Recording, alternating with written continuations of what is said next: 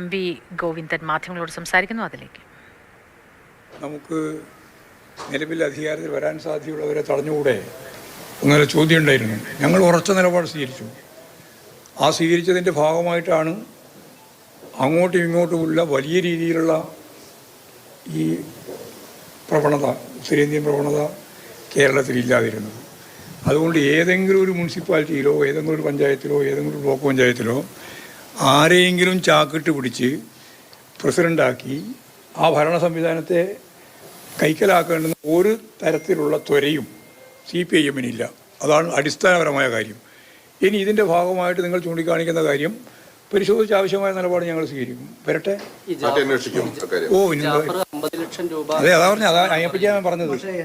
ഞങ്ങൾക്ക് ഈ 50 ലക്ഷം കൊടുത്തിട്ട് ആളെ പിടിക്കേണ്ട യാതൊരു കാര്യമില്ല എല്ലാവരും പറയില്ല.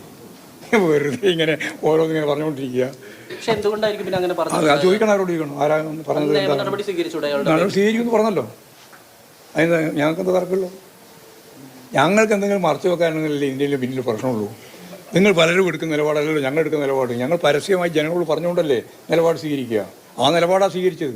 ഇനിയും ഏതെങ്കിലും രീതിയിൽ അവിടെ അത്തരത്തിലുള്ള പ്രശ്നമുണ്ടെങ്കിൽ അന്വേഷിക്കട്ടെ എന്നുള്ള നിലപാടാണ് ഞങ്ങൾ സ്വീകരിക്കുന്നത്.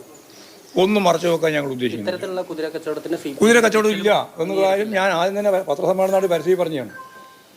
അതുകൊണ്ടാണ് ഈ പറയുന്ന പ്രവണത യഥാർത്ഥത്തിൽ കേരളത്തിൽ പൊതുവേ ഇല്ലാതിരുന്നത്. എന്നിട്ടും കോൺഗ്രസ് ഐക്കാർ പൂർണ്ണമായിട്ട് BJP ചേർന്ന് ഭരണം പിടിച്ച അനുഭവം കേരളത്തിലുണ്ട്. മറ്റൊരു പഞ്ചായത്തിൻ്റെ സ്ഥിതി അതാണല്ലോ.